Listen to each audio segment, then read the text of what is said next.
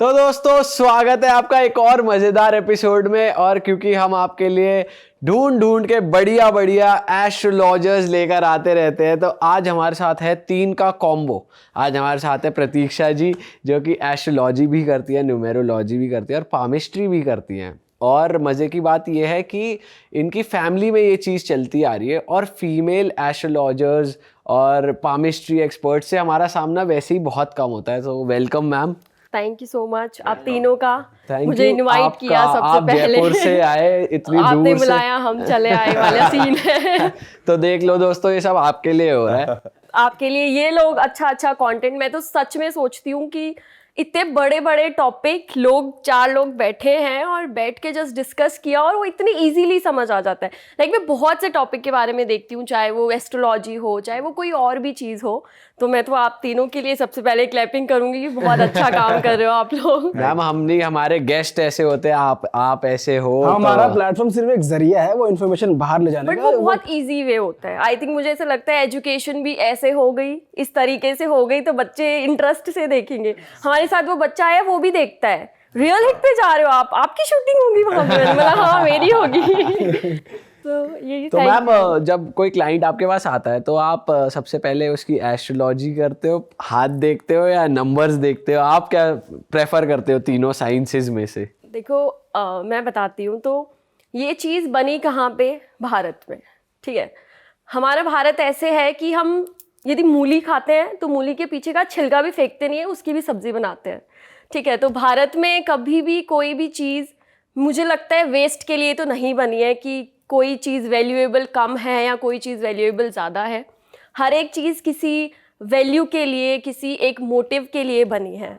ठीक है, सो मैं क्लाइंट को कैसे देखती हूँ? मैं हर एक क्लाइंट की पामिस्ट्री भी देखती हूँ, डेट ऑफ बर्थ से उसकी कुंडली भी बनाती हूँ और न्यूमरोलॉजिकल चार्ट भी उसका क्रिएट करती हूँ। मैं तीनों में थोड़ा थोड़ा डिफरेंस सबको क्लियर करूँगी, बिकॉज बोलते ना कि हमसे ज़्यादा वो लड़ते हैं जो इस चीज़ में फंसे हुए हैं कि हम किसी पामिस्ट के पास जाएं, कि हम किसी न्यूमरोलॉजिस्ट के पास जाएं, कि हम किसी एस्ट्रोलॉजिस्ट के पास जाएं।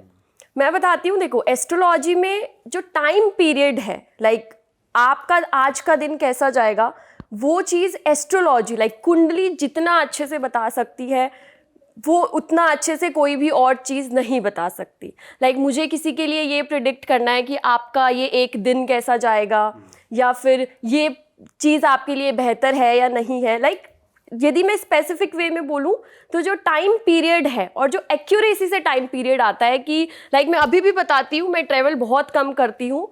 मुझे 23 तारीख से लेके 6 तारीख तक का केतु आया था और मैं जयपुर से नोएडा आ गई। केतु हमेशा इंसान को ट्रैवल करवाता है। सो वही वाली चीज़ की एक्यूरेसी देखो इसकी कितनी थी कि केतु आया और उसने मुझे ट्रैवल करवा दी। सो टाइम पीरियड की मैं बात करूँ तो वो एस्ट्रोलॉजी बहुत अच्छे से बता सकती है।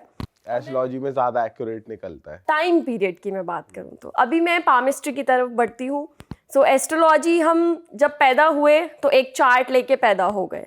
ठीक है, कृष्ण भगवान ने भी बोला है कि आप कर्म करो। सो कृष्ण भगवान ने भी हमें बोल के यही भेजा है कि कर्म से हम अपने भाग्य को बदल सकते हैं। सो हमने कैसे भाग्य किए, क्या हमारी डेस्टिनी में जो लिखा था, हमारे लाइफ में जो लिखा था वो हमने किया या नहीं किया, हम जिस मोटिव के लिए इस धरती पे आए हैं वो करेक्टर हमने निभाया, वो मोटिव हमने पूरा किया, हमारे बुरे कर्म तो नहीं है, कितने अच्छे कर्म हैं उनको हम पाम से अच्छा कहीं से भी नहीं देख सकते। लाइक पामिस्ट्री इस चीज़ को बहुत अच्छे से बताती है। ठीक है, पामिस्ट्री में हमें पता लग जाता है कि इंसान नशे करता है, भले ही उसकी कुंडली में नहीं है वो नशे करता है या नहीं करता, कुंडली में लेके आया है कि वो एक साधु बनेगा, लेकिन होता है ना संगत से चीज़ें बदल जाती है, वो चीज़ हम पामिस्ट्री से बहुत अच्छे से बता। और कुंडली में ये चीज़ नहीं होती कि वो कई बार नहीं होती। लाइक 1000 में से एक एग्जाम्पल ऐसा आता है हमारे पास कि उसकी कुंडली में पता लगता है कि नहीं यार ये तो बहुत अच्छा इंसान है, बट जब उसका पाम चेक करते हैं तो पता लगता है कि हो सकता है बचपन में कुछ ऐसी संगत रही हो, उसकी पेरेंट्स का थोड़ा ध्यान नहीं रहा हो, उसके कारण बच्चा उन सब चीज़ों में चला जाता है। यदि सही समय पे उपाय कर लिए जाएं, रेमेडीज़ कर ली जाए तो वो भी सही हो जाएंगे। अब मैं यदि न्यूमरोलॉजी की बात करूँ तो आप जब गाड़ी लेके आते हो, आप जब घर खरीदते हो, हम भी नॉर्मल कन्वर्सेशन में नहीं बोलते कि अच्छा ये गाड़ी मेरे लिए बहुत लकी थी भाई, ये गाड़ी तो मैं नहीं बेचूंगा, चाहे और कोई भी बेच दो बट ये पर्टिकुलर नहीं बेचूंगा, या फिर ये फ़ोन नंबर मेरे लिए बहुत अच्छे हैं। मैंने अपनी लाइफ में भी ये चीज़ एक्सपीरियंस की कि मेरे पास 2 अकाउंट है, एक में बहुत पैसा आता है, एक में नहीं आता, ना ही टिकता है उसमें।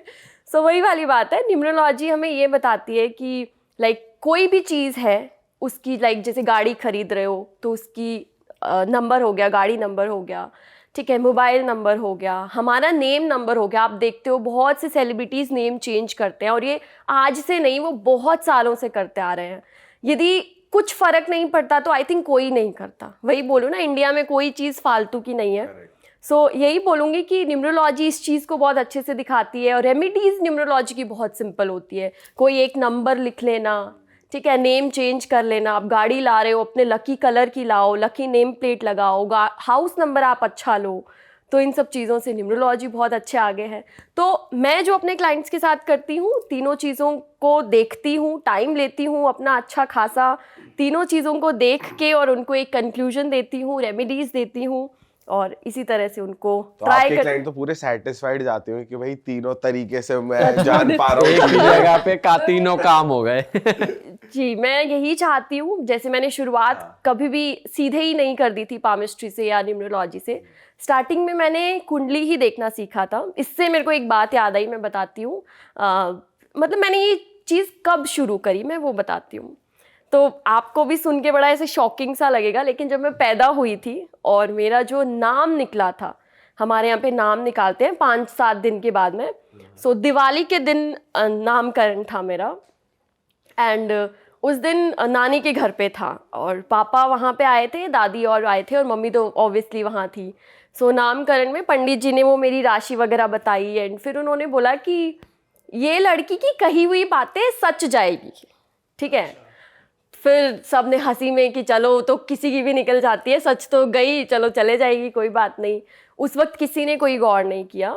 धीरे धीरे जब मैं बड़ी हुई, लाइक 4-5 साल की थी, तब मेरे को ना ऐसे चीज़ें फील होती थी, वो चीज़ लाइक उस वक्त मैं बच्ची थी, प्रॉपर मेरे को पॉइंट्स कनेक्ट नहीं हुए, लेकिन उस वक्त मुझे ऐसे लगता था कि जो चीज़ मैं ड्रीम्स में देखती हूँ वो चीज़ रियली में हो जाती है विद इन 2 to 3 days, ठीक है। तो मतलब डेजा वो हो रहा है आपके साथ बेसिकली कि जो सपने में हो गया और वो फिर रियलिटी में। हाँ, ये चीज़ मेरे को इंट्यूशन वाइज भी आती है कि लाइक मैंने जो चीज़ का ड्रीम देखा, ठीक है, वो चीज़ कहीं ना कहीं रिलेटेड, लाइक मान लो मैंने कोई एक ड्रीम में देखा कि किसी का एक्सीडेंट हुआ, वो सेम चीज़ मुझे फील होती है कि 2-3 दिन में मैं सड़क पे चल रही थी और मुझे वो चीज़ दिख गई, ठीक है। एक बार मुझे ऐसे दिखा कि मेरा एक कज़िन था, हम लोग सपने में खेल रहे थे और मेरे कज़िन को कुत्ता काटा, उसी कज़िन को विद इन 3 to 4 days कुत्ते ने काट लिया।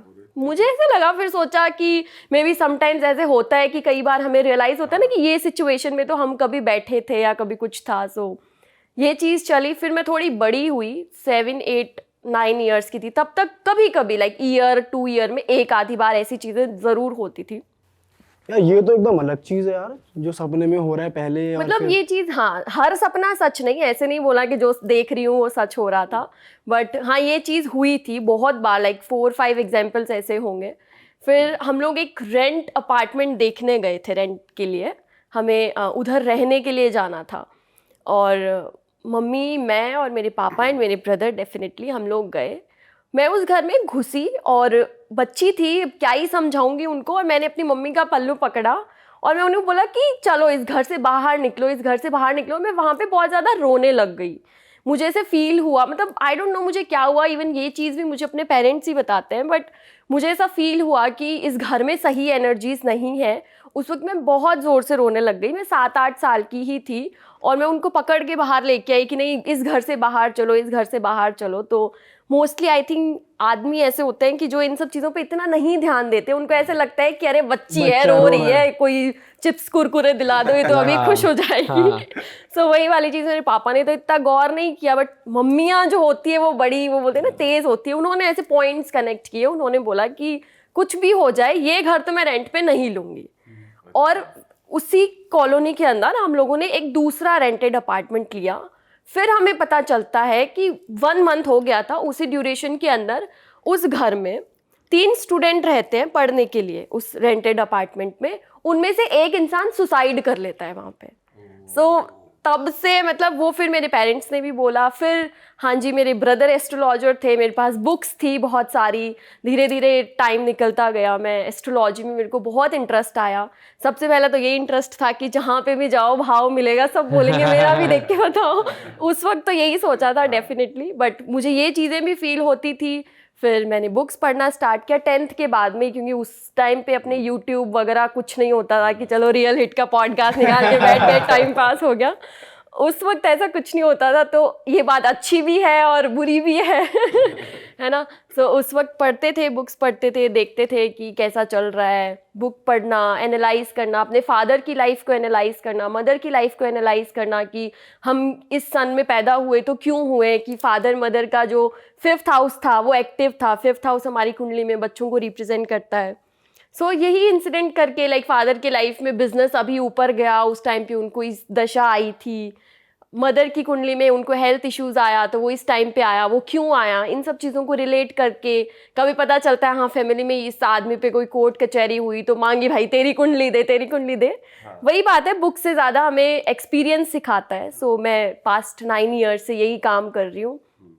शुरू में ताने भी सुने कि ये क्या कर रहे हो, बट अब सब तारीफ करते हैं। अब घर वाले कंफर्टेबल है कि बहुत ज्यादा बढ़िया चल रहा है, चलने दो चलने दो, चल। अब तो पूछते ही नहीं है क्या करते, पहले पूछते थे ये क्या कर रहे हो, इससे अच्छा पढ़ो।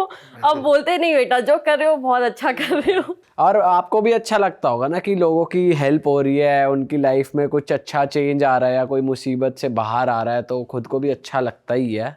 मतलब मुझे इस चीज़ को लेके लिटरली बहुत प्राउड फील होता है, क्योंकि मैं जब बचपन में थी ना, मतलब छोटी थी, तो मैं बहुत ऐसी थी कि मैं डांस भी करती थी, मैं गाना भी गाती थी, मैं पढ़ने में भी बहुत अच्छी थी। और वो बोलते ना 4 औरतें बातें कर रही है तो मैं उनके बीच में बैठ के बात करने में भी अच्छी थी, तो मैं स्पोर्ट्स में भी अच्छी थी। सो वही वाली बात है। लेकिन एस्ट्रोलॉजी मुझे मिली करने को, मुझे लोगों को उनकी राइट पाथ दिखाने का मौका मिला, वो भी बहुत अच्छी बात है। और इवन मैं इस पॉडकास्ट के माध्यम से भी सब लोगों को बोलती हूँ, मैंने देखा है बहुत से लोग इस चीज़ से बहुत डरते हैं, क्योंकि उनके एक्सपीरियंसेस कुछ ऐसे रहते हैं। उनको इतने बड़े बड़े नाम लेके कि तुम्हारी कुंडली में ग्रहण दोष है या ये दोष है या वो दोष है, तुम तो ज़िंदगी में कुछ कर ही नहीं पाओगे।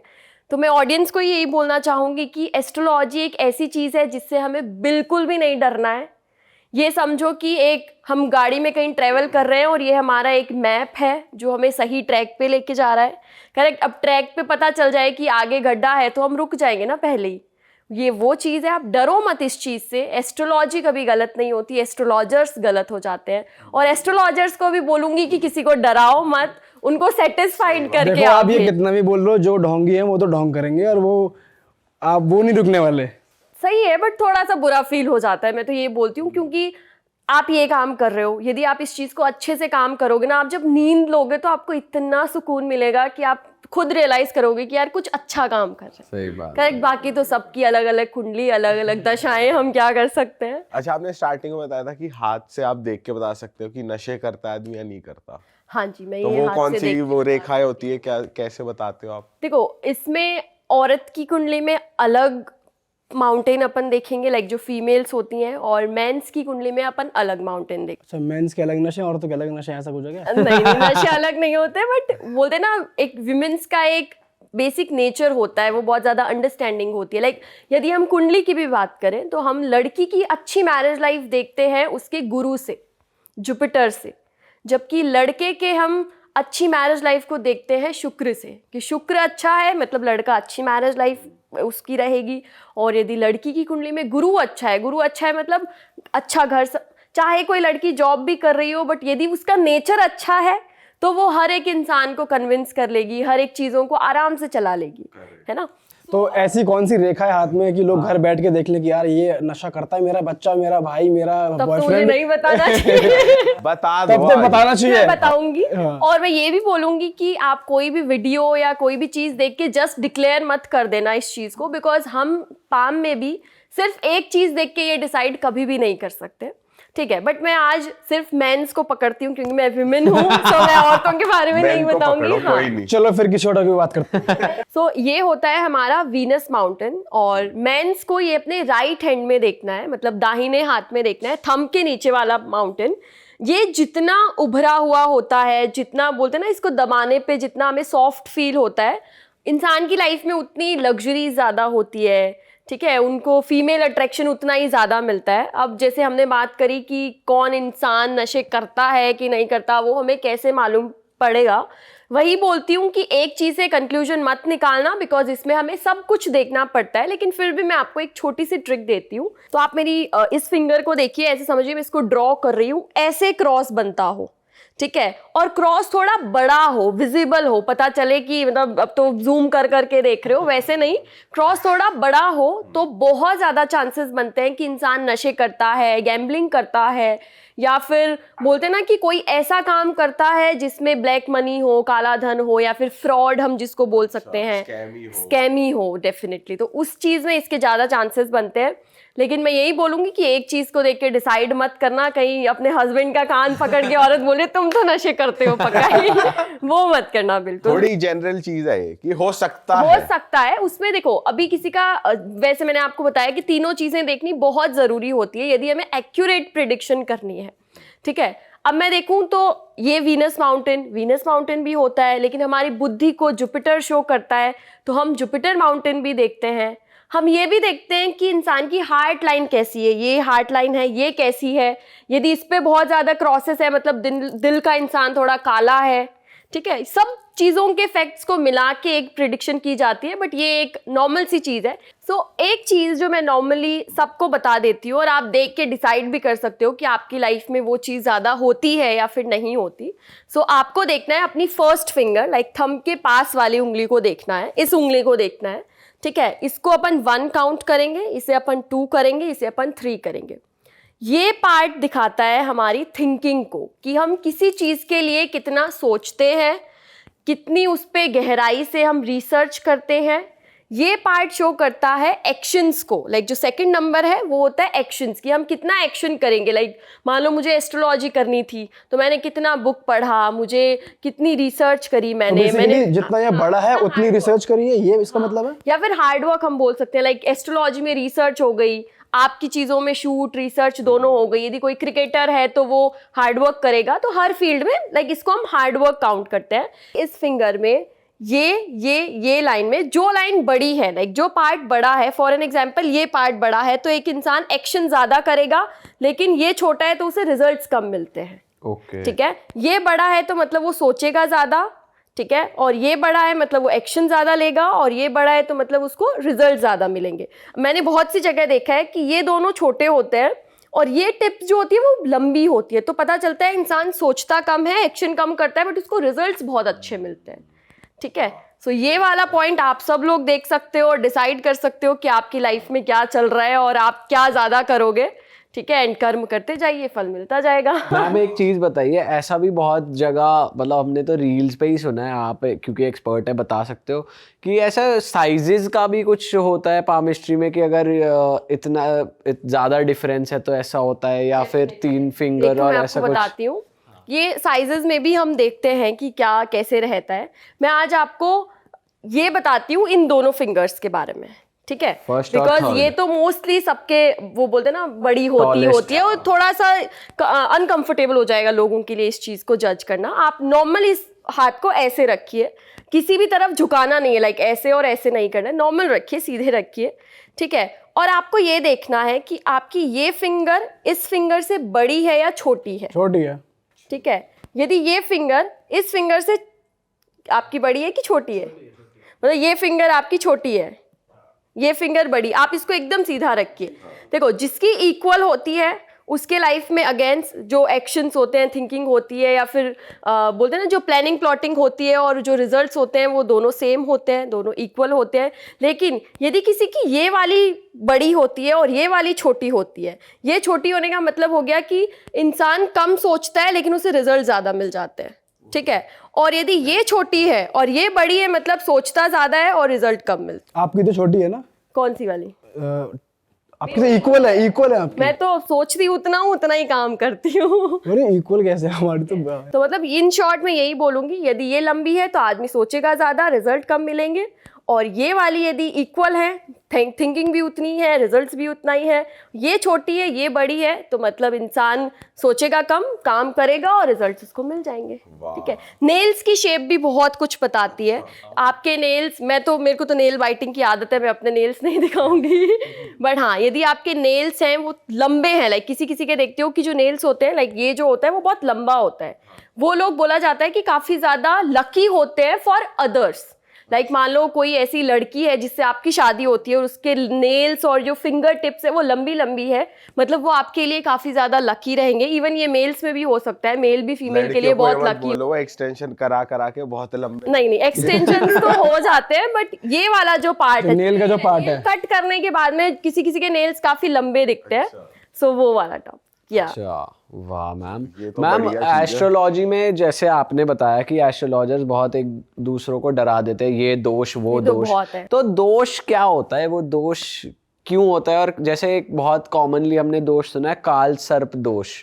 कई लोगों ने हमारे प्लेटफॉर्म पे कहा है कि ऐसी कोई चीज़ एग्जिस्ट नहीं करती, और कई लोग कहते हैं कि ये दोष होता है। और हमने आपस में ऐसा रूमर्स, मतलब लोगों से सुना है कि जिसका काल सर्प दोष है उसे सांप काटेगा कभी ना कभी लाइफ में। ये इस चीज से मैं आपको जुड़ा हुआ एक किस्सा भी सुनाऊंगी। पहले मैं यही बोलती हूँ, देखो दोष भी होते हैं, योग भी होते हैं। हम ऐसे नहीं बोल सकते कि ये चीज़ होती नहीं है।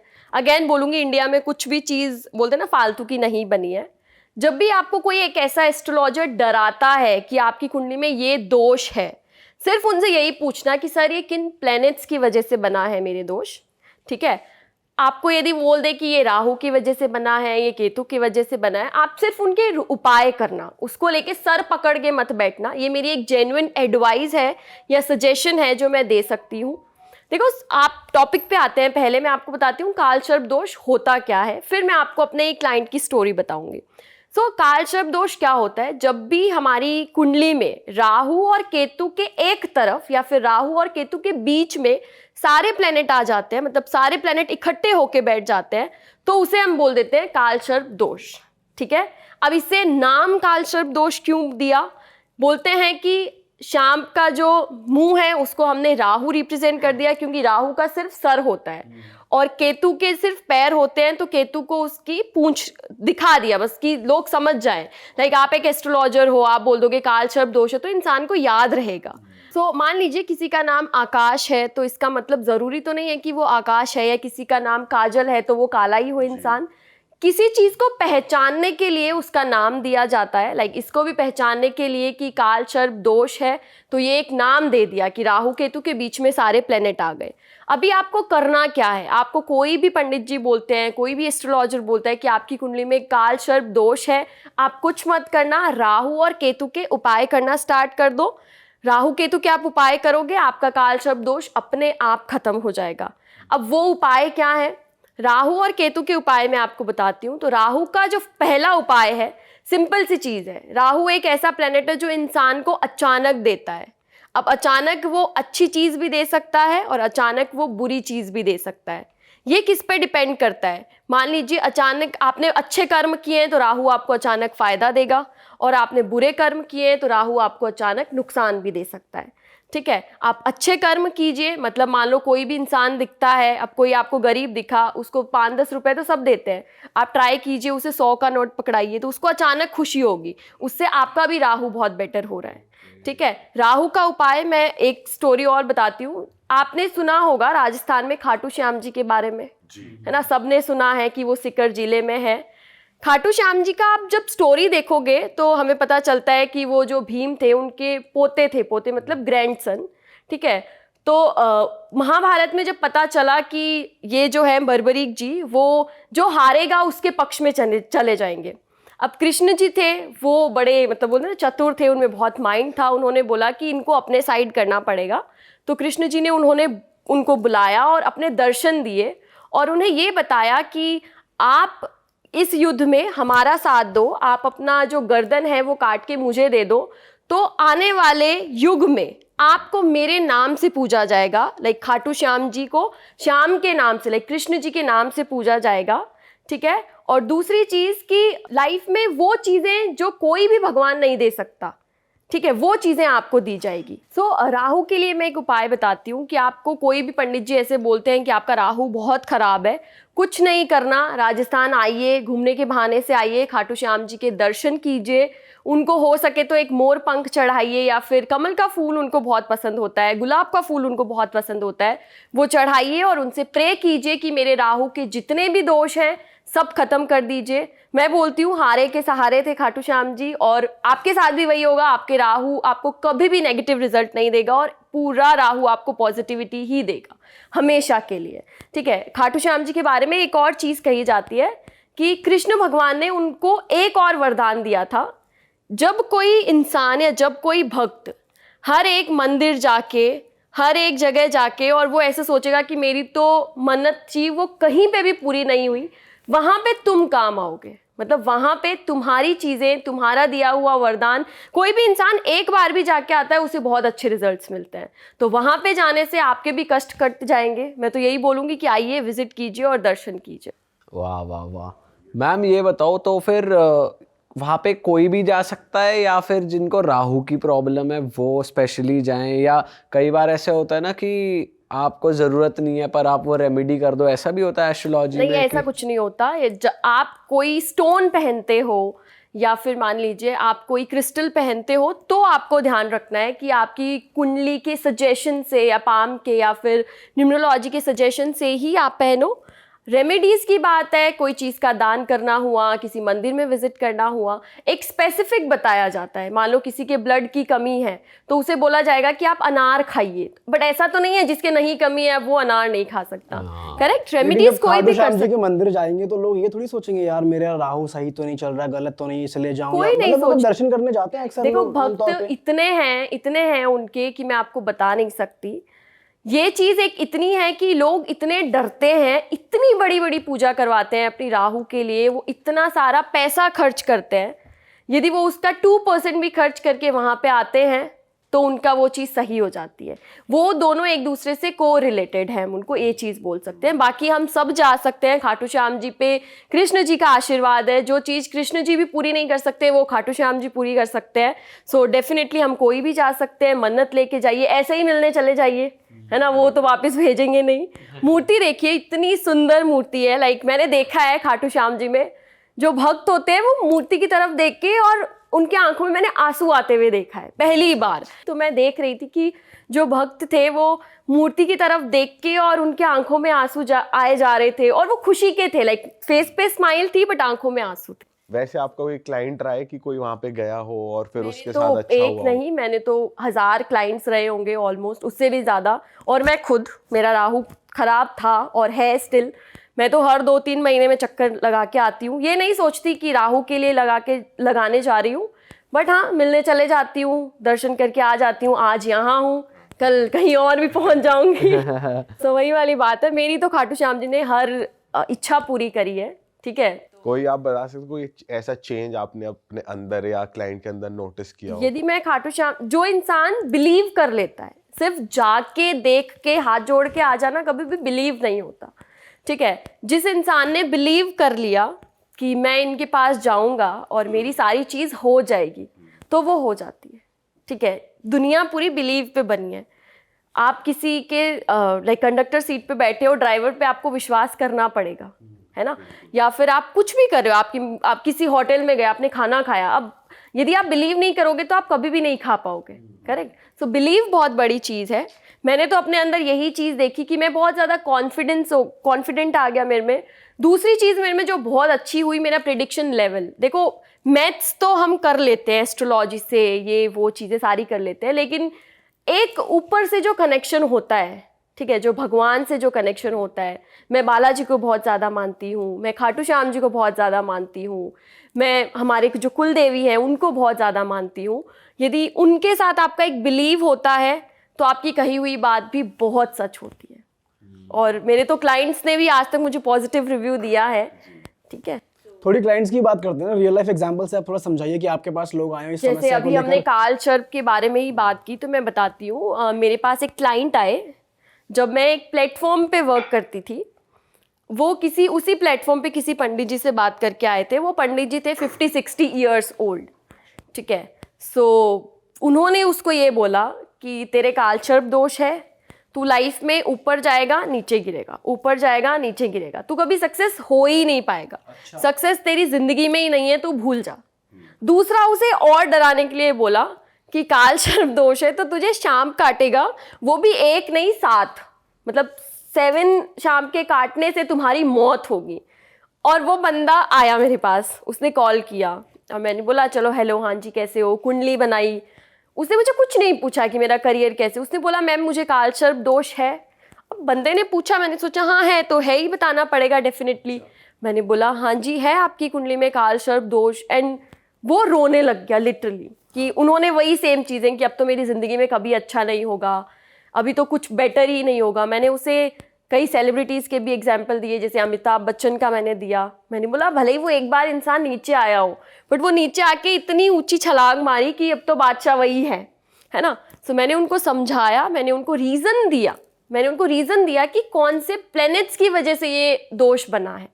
ठीक है, यदि हमें पता है कि ये मैथ्स का कैलकुलेशन है और इसके लिए हमें प्लस और माइनस आना चाहिए, वो कैलकुलेशन सॉल्व हो जाएगी। हम यदि ये सोच लेंगे कि ये कैलकुलेशन आ गई, हमसे नहीं होगी, हम फेल हैं एग्ज़ाम में। ये लाइफ एक एग्ज़ाम है, ठीक है। हम धरती पे आए हैं, हम एक रोल प्ले करने के लिए आए हैं। हम अपने कर्मों से हमारे रोल को चेंज कर सकते हैं। डायरेक्टर ऊपर बैठे हैं, प्रोड्यूसर ऊपर बैठे हैं, है ना, उनसे कनेक्शन बनाइए, डरिए मत। एक और दोष के बारे में मैं रिलेट करके आपको बताती हूँ। ग्रहण दोष, सूर्य ग्रहण भी बनता है और चंद्रमा ग्रहण दोष भी बनता है। तो एक क्लाइंट मेरे पास आते हैं कि मेरे तो ग्रहण दोष है।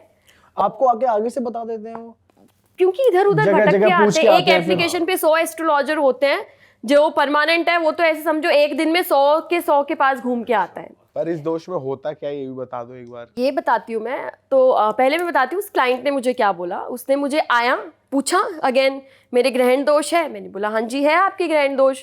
बोले अब तो मेरी ज़िंदगी में ग्रहण लग गया, मतलब अब तो मैं कभी सक्सेसफुल ही नहीं हो पाऊंगा। तो मैंने उससे बताया कि क्या होता है ग्रहण दोष। उसका सूर्य बहुत अच्छा था, उसका सूर्य स्वग्रही होके बैठा था, जो कि बहुत अच्छी पोजीशन होती है सन की।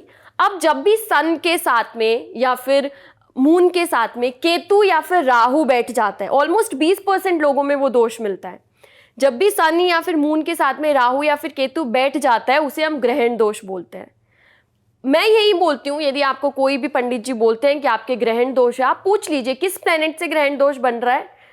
पूछा, पता किया, उस प्लेनेट का आप उपाय कर लो। यदि आपके केतु से बन रहा है, केतु के उपाय कर लो। केतु के उपाय के लिए आप कुत्तों को रोटी दीजिए, ठीक है। छोटे छोटे बच्चे होते हैं जो मतलब साइड में फुटपाथ पे होते हैं, उनको खिलौने दिलाइए। किसी को भी सडन खुशी देना मतलब राहु केतु को सही करना। किसी को भी आप अचानक फायदा दे दो, एक्सपेक्टेशन से थोड़ा ऊपर दो। मान लो आपने किसी एक को दिया, आपने 5 रुपए दिए और आपने 500 दिए, ठीक है। 500 में तो उसका आप ऐसा समझो हमारा रेवेन्यू जब 10 टाइम्स चला जाए तो हमें कैसा फील होगा। हम भी तो इतने इंजॉय करेंगे ना कि हम मज़ा लग गया अब तो हमें। वही वाली चीज़ है, किसी को भी आप जब डोनेट करते हो तो ट्राई कीजिए उसे थोड़ा एक्स्ट्रा दीजिए। बट यहाँ पे थोड़ा सा वो नहीं हो गया कि तुम सेल्फिश होकर काम कर रहे हो कि यार मेरे साथ अच्छा हो जाएगा इसलिए मैं इसकी एक्सपेक्टेशन से ज़्यादा देता हूँ। तो यहाँ पर मैं तो ये बोलती हूँ कि दुनिया पूरी टिकी ही इस चीज़ के ऊपर है, ठीक है। मान लो हम किसी से दोस्ती करते हैं, ठीक है। जब हम दोस्ती करते हैं तो हम एक लाइन सब बोलते हैं ना कि अरे दोस्ती तो दोस्त के काम आएगा, ठीक है। पेरेंट्स होते हैं वो मतलब हमें पैदा करते हैं, हाँ वो उनका बोलते हैं ना कि सेल्फलेस लव होता है।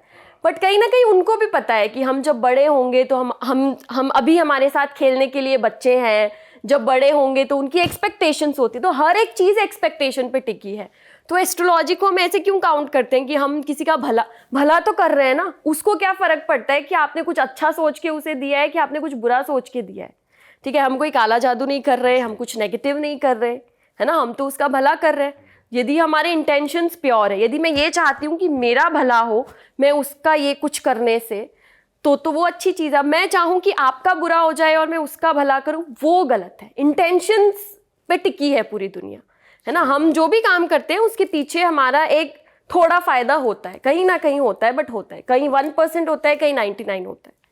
सो यही चीज़ है। तो फिर आप जब क्लाइंट को समझाते हो किस वजह से है, तो जब जो इतने निराश हुए क्लाइंट्स हैं फिर वो एक्चुअली ट्रांसफॉर्म कर जाती है उनकी लाइफ। मैं तो यही बोलूँगी, मेरे सारे क्लाइंट्स कोई भी मुझे मैम सर नहीं बोलता, मतलब कुछ भी ऐसा नहीं बोलता, सब मुझे दीदी बोलते हैं। सब कुछ लोग मुझे मेरे नाम से बुलाते हैं, कुछ लोग मुझे डीमी बोलते हैं, डी प्लस मम्मी। वो मुझे बहुत से क्लाइंट्स ने ये नाम दिया है, तो मैं बताती हूँ। मैं हमेशा अपने क्लाइंट्स के साथ एक फ्रेंडली जोन में बात करती हूँ, बिकॉज हम कंसल्टेशन देते हैं, उसके साथ साथ हमें काउंसलिंग भी ऐड करनी चाहिए। ठीक है, यदि मैं कोई बुरा इंसान है, उसकी लाइफ में ऑलरेडी प्रॉब्लम्स चल रही है, और उसके वो जब आता है और हम उसको दोबारा वही परेशान कर देते हैं, तो उसका कुछ फ़ायदा नहीं हुआ। ठीक है, हम उसे झूठी होप्स भी नहीं देते, क्योंकि मुझे पता है, मैंने देखा है, मैंने रेमेडीज़ से लोगों की ज़िंदगी को बदलते हुए देखा है। ठीक है, ये चीज़ मैंने अपनी लाइफ में फील करी है, मैंने अपने क्लाइंट्स के साथ देखा है, तो मुझे विश्वास है मैं जो रेमेडीज़ देती हूँ वो एक्यूरेटली इंसान पे लगती है, उसको फ़ायदा मिलता है। तो क्यों ना उससे प्यार से बात करके, एक नाम मत बोलो कि आपके ग्रहण दोष है, आपके काल सर्प दोष है, आपके मांगलिक दोष में, तो मांगलिक दोष को भी मांगलिक योग बुलाने लगी हूँ, ताकि लोगों के ऊपर वो साइकोलॉजिकली अफेक्ट ना करे कि अरे मेरे तो दोष ही दोष हैं, अब तो ज़िंदगी में कुछ नहीं होगा मेरा।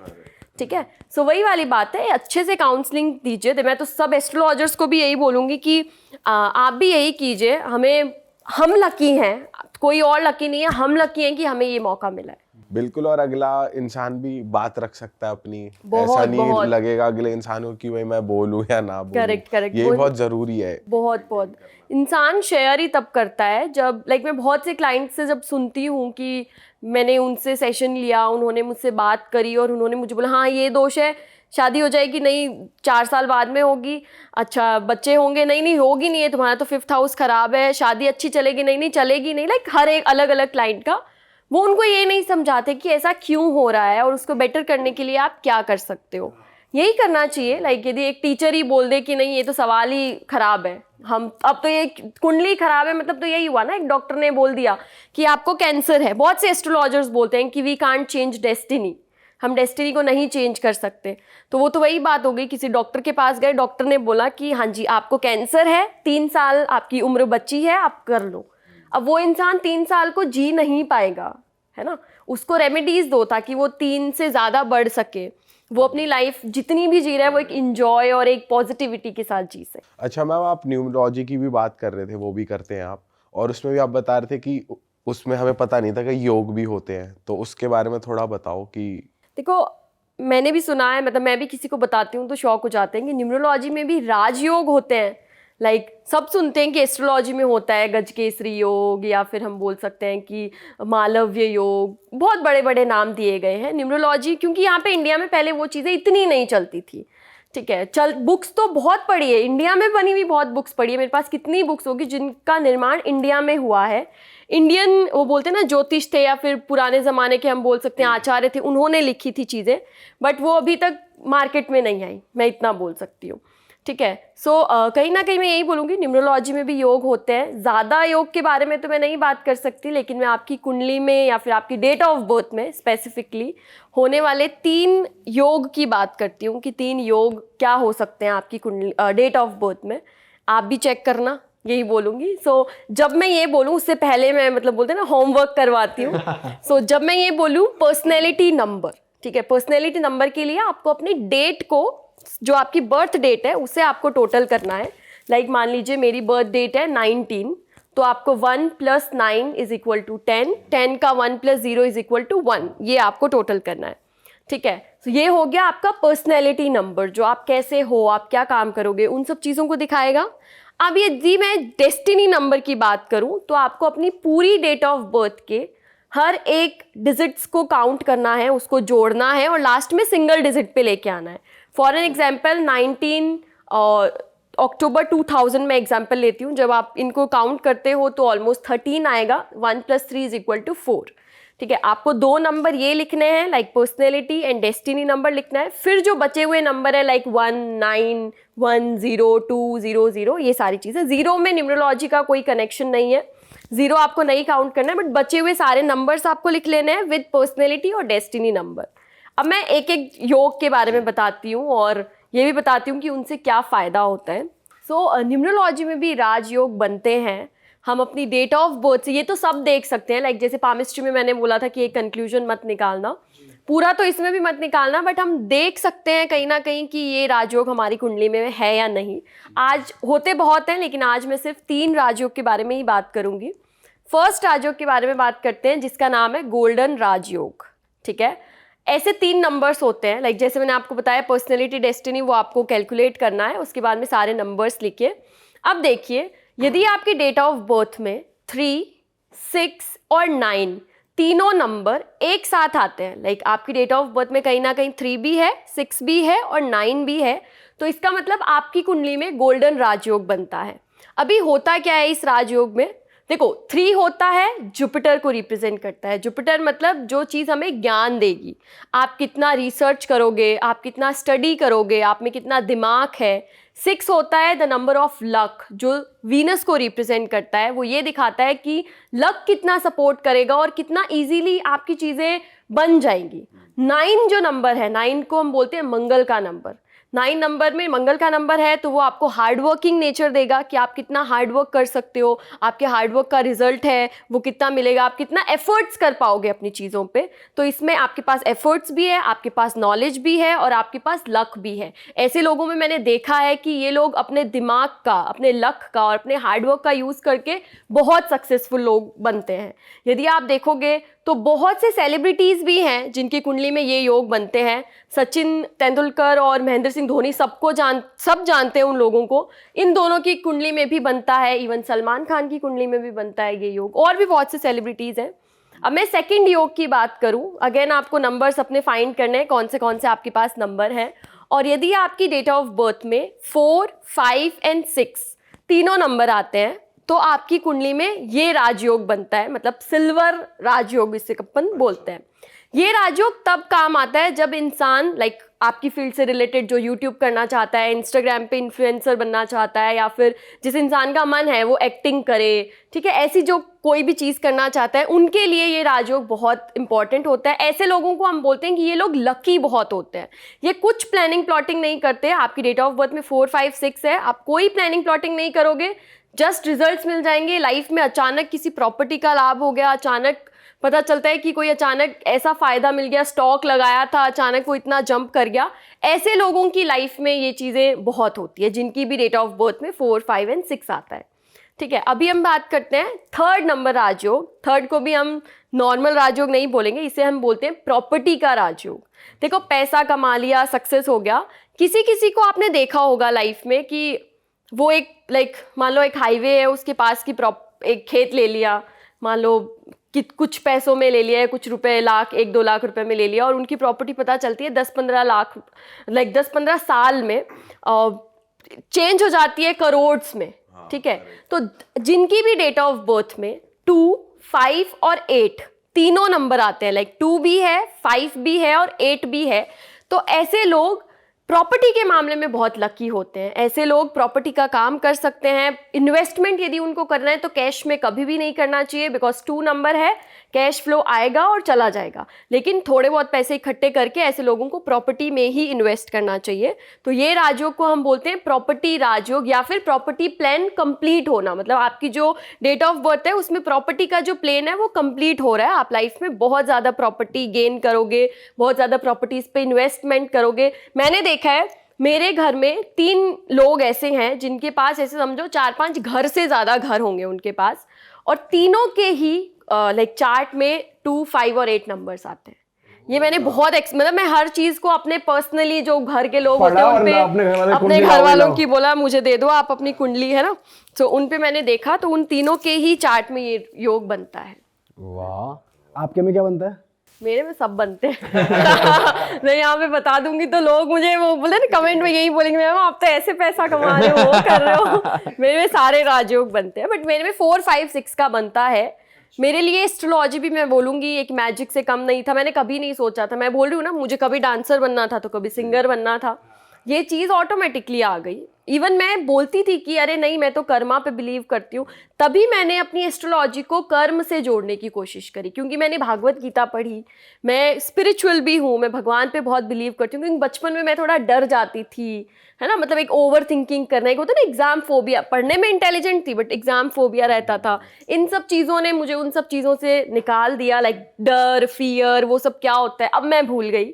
अब मैं लाइफ में इंजॉय करती हूँ, कर्म करती हूँ, हंसती रहती हूँ। आप भी वैसे ही करो। नहीं हम भी वैसे ही कर रहे हैं, इतना कॉन्फिडेंस आया फिर तो बढ़िया ही है फिर। हाँ मैं अपने हर एक, मैं यही फाइनली ये करती हूँ कि जो क्लाइंट मेरे पास आता है, चाहे वो मेरे से सेशन में 5-10 मिनट ऊपर ले जाए, मेरी टीम पूरी परेशान रहती है कि 1 घंटे का सेशन था मैम, आप 1 घंटे 5 मिनट ले गए, वो 5 मिनट वो पहले वाला इंसान वो बोले ना कर रहा है कि मैम कब लेंगे सेशन, क्योंकि होता है बहुत सी बार फ्रॉड होता है तो लोग परेशान हो जाते हैं कि पैसे लेके भाग ना जाएं कहीं। तो मैं ट्राई करती हूँ कि किसी को एक्स्ट्रा लाइक बात कभी बीच में नहीं काटती, हमेशा उनको सेटिस्फाइड करके ही भेजती हूँ। ये बहुत अच्छी बात है मैम। चलो मैम, ये तो हुई एस्ट्रोलॉजी की बात है, कुंडली की बात है, लेकिन हमारी जनता है इनको बहुत ज्यादा पसंद है भूत प्रेत की बातें। जनता भी बड़ी अमेजिंग सी है। बहुत ज्यादा अमेजिंग है, बहुत प्यारे लोगों से। सही, तो मैं बहुत कहता हूँ प्यारे इनको भी लोग। सेटिस्फाई करते हैं। आपने बताया था आपके साथ डेफिनेटली कुछ हुआ था, डेफिनेटली। तो प्लीज बताइए क्या हुआ था। आज से 1.5-2 साल पहले की बात है।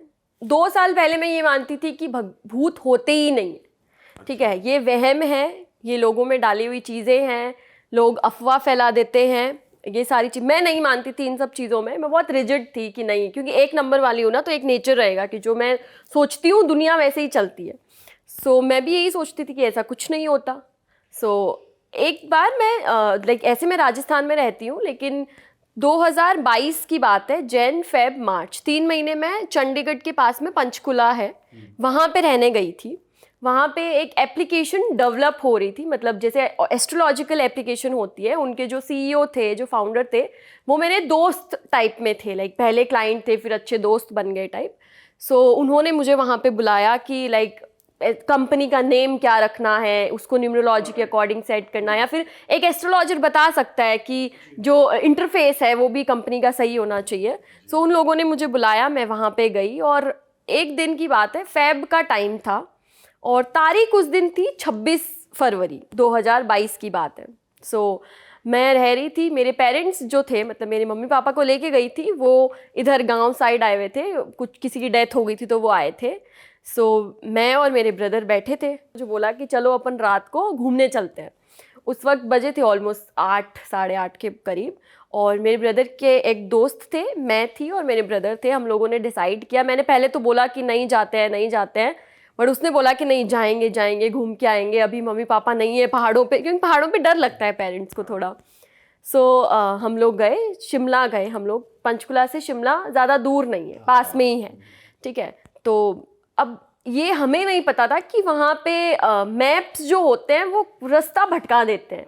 लाइक पहाड़ों पे ना गूगल मैप से आप बहुत इजीली नहीं समझ सकते हो जो अपने नॉर्मल देख सकते हो रखा हमारे साथ भी है। हाँ। सो हम लोग चलते गए ऑलमोस्ट 12, सवा 12 बजे की बात है। 12 से 2 बजे के बीच में ऐसी चीज़ें ज़्यादा होती है। सो 12 और सवा 12 के बीच की बात है, और 26 तारीख थी उस दिन। डेफिनेटली 12 से मतलब 2 बजे के बीच का ही टाइम था, 12 ही बजी थी ऑलमोस्ट। और एक मतलब रास्ता, पहाड़ बहुत संकड़ा सा रास्ता होता है, और गाड़ी आगे जाके पता चलता है आगे कोई रास्ता नहीं है, ठीक है। रास्ता है बट वो इतना सा रास्ता है कि उस पर गाड़ी का एक पहिया यहाँ एक पहिया यहाँ, मतलब थोड़ा सा भी इधर हुआ तो नीचे गए, ठीक है। और हमें आगे तो दिख रहा था कि कोई रास्ता नहीं है, घना जंगल है। तो हम लोगों ने बोला कि यहाँ तो देखो कुछ है नहीं, हमें लेना तो पड़ेगा बैक, ठीक है। अब देखो कि सीधा रास्ता है तो आप गाड़ी को ऐसे तो मोड़ नहीं सकते, आपको बैक लेके ही गाड़ी को मोड़ना पड़ेगा। और जो आए थे हम जिस रास्ते थे वो भी ज़्यादा चौड़ा रास्ता नहीं था, बहुत संकड़ा रास्ता था, और यहाँ पे कोई ऐसे सपोर्ट भी नहीं लगाया हुआ था कि हल्की फुल्की गाड़ी टच भी हुई तो पहले उसको होगी। लाइक नीचे सीधी खाई थी और इधर घना जंगल था, मतलब खाई जंगल वो सारी चीज़ें थी। अब हमको गाड़ी को लाइक ऐसे दिशा में गाड़ी थी, उसे मोड़ना था। सो क्या करते हैं, टीवी में लाइक आगे जो स्क्रीन लगी होती है उसमें देखते हैं डेफिनेटली। सो मेरे ब्रदर, अब मैं आगे बैठी थी, मेरे भाई का जो दोस्त थे वो पीछे सो रहे थे, वो तो नींद में थे, और मेरा भाई गाड़ी चला रहा था। तो मैंने बोला कि धीरे धीरे एक एक स्टेप अपन मोड़ते हैं गाड़ी को। तो गाड़ी मोड़ने के लिए डेफिनेटली पीछे देखेंगे। सो मैं जब स्क्रीन पे देख रही हूँ तो एक ऐसे समझो 6 फीट का लड़का, ठीक है, उसने शॉल ओढ़ रखी और वो जो पंजाबी में वो टर्बन बोलते हैं आई थिंक उसे, वो पगड़ी बांध रखी थी। और मैंने वो देखा, मैं क्यों सोचूंगी कि ऐसा कुछ हो सकता है। मैंने अपने भाई को बोला कि अरे वो पीछे है ना, उनसे हेल्प ले ले, देखिए दिख रहे हैं ना, उनसे हेल्प लो, उनको पूछो, क्योंकि यहाँ के लोगों को गाड़ी चलाना, गाड़ी मोड़ना ज़्यादा आता है। उस वक्त हमारा इतना कोई लंबा चौड़ा एक्सपीरियंस नहीं था गाड़ी चलाने में, या वो भी पहाड़ों पे। सो उसने बोला कि पीछे कौन है, मतलब उसको तो वो स्क्रीन पे दिखा नहीं, मुझे ही दिखा सिर्फ। मैं पीछे मुड़ के देखती हूँ, लाइक ऐसे देखती हूँ तो मुझे भी कोई नहीं दिख रहा, और मैं अगेन आगे देख रही हूँ तो मुझे वो सेम इमेज दिख रही।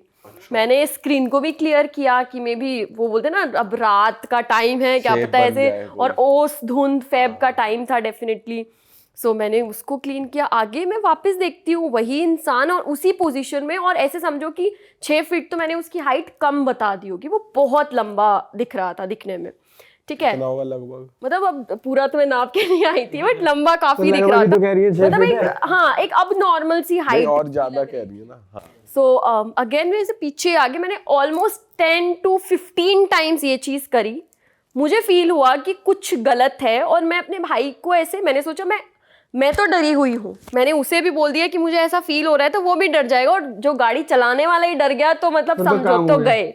हाँ, सो मैंने उसे बोला कि ऐसा, मैंने बोला तुम्हें कोई पीछे नहीं दिख रहा? फिर उसने बोला नहीं मुझे तो कोई नहीं दिख रहा, और मेरे को भी पता चल गया कि मुझे ऐसे तो दिखने से कोई दिख नहीं रहा। तो मैंने उसे बोला अरे मैं तो मजाक कर रही थी, तुम्हें छेड़ रही थी, मुझे भी ऐसा कुछ नहीं दिख रहा। स्टिल मुझे वो चीज़ फील हो रही थी।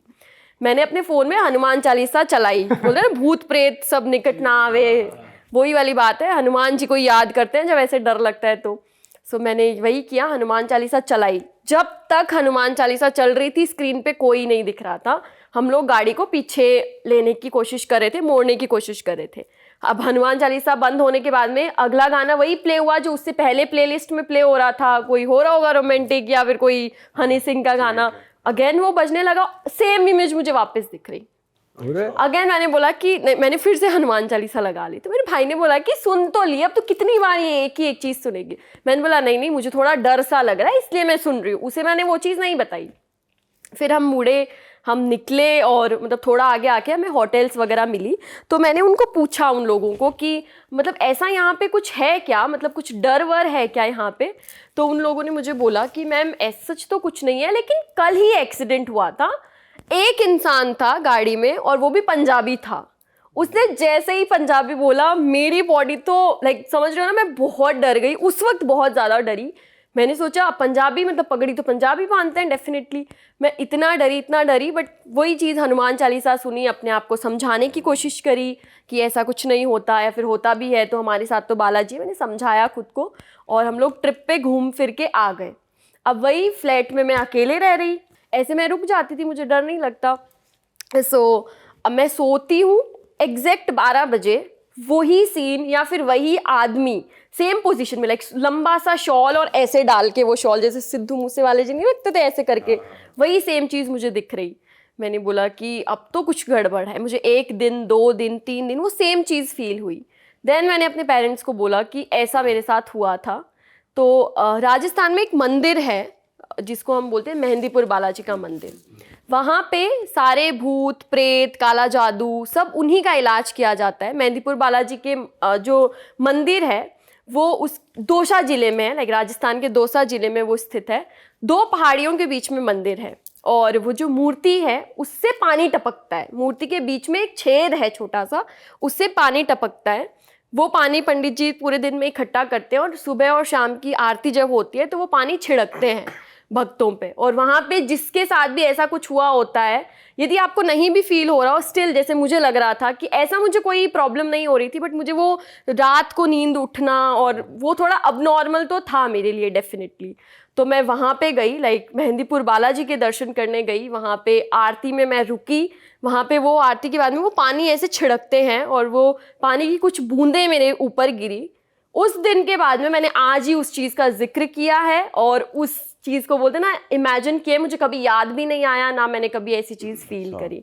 सो मैं यही बोलूँगी, आपके पॉडकास्ट के माध्यम से बोलूँगी कि जैसे ये ब्लैक मैजिक, भूत पिशाच, ऊपरी छाया, या फिर बोलते हैं ना नेगेटिव एनर्जी, स्पिरिट्स वगैरह, यदि आप उनको फेस कर रहे हो, आपकी लाइफ में वो चीज़ आपके ऊपर या किसी के ऊपर हो रही है, या फिर आपको डर है कि ऐसा हुआ है, तो राजस्थान के मेहंदीपुर बालाजी में, जो कि मैंने आपको बताया दौसा जिले में है, वहाँ पे आप जाइए, वहाँ पे ही रुकिए, मंदिर में दर्शन कीजिए। कुछ वहाँ के जाने के बोलते हैं ना रूल्स होते हैं, क्योंकि देखो वो मंदिर ही ऐसा है जहाँ पे भूत प्रेत काला जादू इन सब का इलाज होता है। तो जब भी आप वहाँ पे जाते हो, आप कभी भी परफ्यूम वेयर करके नहीं जाओ, ठीक है, क्योंकि सुगंधित चीज़ों में जो स्पिरिट्स होती हैं वो हमारे साथ Attract वापस आ हो जाती है। हुआ भी है, बहुत लोगों के साथ वापस भी आई हैं और देन वापस गई हैं। और वहाँ का प्रसाद कभी भी हम वापस घर लेके नहीं नहीं आते। लेके आते, वहाँ का प्रसाद वहाँ खाओ, पानी पियो और आ जाओ। ये तो हमने काफी सुना अपने पॉडकास्ट में, लोग ने आके बताया था। हाँ जी, तो वहाँ का प्रसाद हम नहीं खा सकते, खाओ उधर खा के और उधर ही बोलते हैं ना पानी पी के आ जाओ, तो कुछ नहीं होता। लेकिन वो बहुत अच्छा प्लेस है, क्योंकि मैंने इनमें भी लोगों को देखा है बहुत बहुत स्पेंड करते हुए लाख। मेरे पास एक क्लाइंट थी, वो 24 साल की थी, उस पर 13 लाख का लोन था because of astrology. Covid time पे, हाँ कोविड टाइम पे उसको एक पंडित जी मिले, ऑनलाइन 1 रुपए में इलाज कराओ टाइप्स कुछ। ये 1 रुपए में इलाज कराओ में लोग जब फंस जाते हैं ना बेचारे, फंस ये जाते हैं। उनको ये बोलते हैं कि आप करो, फिर वो बोलते हैं कि अरे हमने अपना चार्ज थोड़ी ना लिया है, जो सामान है उसका तो चार्ज लगेगा। 30,000 रुपए का सामान, आई थिंक शादी में भी इतना राशन नहीं आता होगा, करेक्ट। सो वो मतलब ऐसे था, ऐसे करते करते उसको बोला अरे कोविड है, तुम्हारी मॉम की डेथ हो जाएगी, फादर की डेथ हो जाएगी, तुम पैसे दो, ये पूजा करवाओ, वो पूजा करवाओ। तो मैं यही बोलूँगी, किसी को भी यदि डर लगता है, बच्चे नींद में जाग जाते हैं, या फिर किसी को है कि हमारे ऊपर कोई काला जादू हुआ है या कोई भूत प्रेत ऐसा कुछ उनको फील होता है, आप मेहंदीपुर बालाजी जाइए, दर्शन कीजिए, प्रसाद लेके भी नहीं आना, वहाँ पे खा के दर्शन करके पानी पी के आ जाइए। 110% लाइक 1010% उस चीज़ का उपाय उधर ही हो जाएगा 1 सेकंड में। मैं तो 1 सेकंड दर्शन करके आई थी, भीड़ रहती है, हाथ जोड़े बस निकल गए, फिर मैंने आज तक कभी वो चीज़ फील नहीं की। बहुत बढ़िया। अच्छा, पॉडकास्ट को खत्म करने से पहले आप ना फटाफट से उस मंदिर के बारे में बता दीजिए कि जो आप बता रहे थे, बहुत ही चमत्कारी एक मंदिर राजस्थान में ही है, जहाँ पे एक पिलर है वो हवा में है और वो धीरे धीरे नीचे आ रहा है पिलर, तो वो आपने एक्सपीरियंस भी किया था, वो बता दीजिए एक बार। देखो मैं बताती हूँ कि जो हम, जैसे मैं दादीच ब्राह्मण हूँ, ठीक है। सो हमारे कुल देवी हैं जिनका नाम है दधिमती माता, लाइक दादीच का दधिमती माता से उनका नाम है। उनका मंदिर राजस्थान के ही नागौर जिले में स्थित है। हम बोलते हैं ग्रेविटी फोर्स, साइंस पूरी ग्रेविटी पे टिकी हुई है, ठीक है। सो जो नागौर जिले में उनका मंदिर है, गोट मांगलोद जगह है, उनको गोट मांगलोद माता जी या फिर दधिमती माता भी बोलते हैं। वहाँ पे मंदिर की मूर्ति के पास में एक पिलर है जो आज से 100-150 साल पहले वो इतना ऊपर था और ज़मीन नीचे इतनी पूरी खाली थी, ठीक है। जब मेरे पापा छोटे थे, आज से मान लो 55 साल का ले लो, 55 साल पहले बच्चों को, लाइक मेरे फादर को भी उस पिलर के नीचे से ऐसे निकाला गया था, क्योंकि माना जाता है कि उस मंदिर में जाके कोई भी उस पिलर के नीचे से अपने बच्चे को निकाल के लाते थे, वो बच्चा बहुत हेल्दी रहता था, उसे कोई भी चीज़ें इफेक्ट नहीं करती थी, अच्छी लाइफ उसकी जाती थी। और हमारे एक झड़ूला भी होता है, लाइक बच्चा जब छोटा होता है ना तो उसके बाल वहाँ पे चढ़ा के आते हैं। तो ये राजस्थान में ही है, नागौर जिले में है। अब उसका जो है लाइक जो पिलर है वो जमीन के एक साइड से तो जमीन के हल्का सा टच हुआ है, लाइक ऐसे समझो कि एक धागा निकल सकता है वहां से। दूसरे साइड से आप ऐसे समझो कि एक वायर होती है, जो मोटी वायर है कैमरे की, उतनी मोटी वायर आगे तक जा सकती है और उसके आगे एक पतला सा धागा निकल सकता है। अब हम सब उसको हाथ जोड़ के दर्शन करके ही आते हैं, अब तो पॉसिबल नहीं है, लेकिन मेरे पापा तक की जनरेशन ने उसके नीचे से निकला है। तो वो टाइम से और ज्यादा कम हो जाएगा। जैसे जैसे वो नीचे आ रहा है, बोला जाता है, किताबों में भी लिखा है कि हमारे जो माता जी की बोलते हैं ना आरती में आता है कि अधर खम्भ ऐसो बण्यो, मतलब अधर खम्भ उस खम्बे का नाम है। अधर खम्भ मतलब वो एक ऐसा बना हुआ खम्बा है, जानत है सब जान, मतलब सब लोग जानते हैं। कलयुग में छिप जाए सी, कलयुग होता है जो कलयुग आने वाला है, उसमें ये छुप जाएगा, मतलब ये पूरा चिपक जाएगा। सतयुग की सेनान, मतलब ये प्रॉपर लाइन है, जानत है सब जान, कलयुग में छिप जाए सी, सतयुग की सेनान। वो एक सतयुग की, वो बोलते हैं सेनान का मतलब होता है एक सतयुग का साइन था कि वो जमीन से जितना ऊपर था उतना अच्छा टाइम था, उतना सतयुग चल रहा था, और पूरा कलयुग आने पे वो पूरा जमीन के टच हो जाएगा, तब हम मानेंगे कि वो पूरा घोर कलयुग आ चुका है। तब बोलते हैं तब 9 साल की भी नानी बन जाएगी, मतलब 9 इयर्स में 3 जनरेशंस हो जाएंगी। जैसे आजकल जो पेट्स वेट्स की तो अभी भी हो जाती है, मतलब अच्छा वो चीज अब देखते हैं कैसे होती है वो तो टाइम आने पे बताएगा। बिल्कुल बिल्कुल मैम, मज़ा आ गया आपसे बात करके, और इतना बढ़िया पॉडकास्ट था, इतना हंसते खेलते हमने इतनी सारी बातें कर ली, टाइम का मुझे भी बिल्कुल मुझे तो पता ही 1 नहीं घंटे चला। कम लग रहा है अभी। पर हम डेफिनेटली ऑडियंस से कहेंगे अगर आपको मज़ा आया तो पार्ट 2 के लिए कमेंट ड्रॉप करिए, हम Definitely. मैम को दोबारा बुलाएंगे और उनके साथ एक मज़ेदार पॉडकास्ट करेंगे। पर फिलहाल अगर आपको मैम से कनेक्ट होना है, उससे जुड़ी सभी इंफॉर्मेशन डिस्क्रिप्शन में है, इनके इंस्टाग्राम का लिंक, इनके यूट्यूब का गोल बटन भी यहाँ पर आ रहा है, आप इनके चैनल पे जाकर भी इनको सब्सक्राइब कर सकते हैं और इनको रीच आउट भी कर सकते हैं डिस्क्रिप्शन में दिए गई डिटेल्स के द्वारा।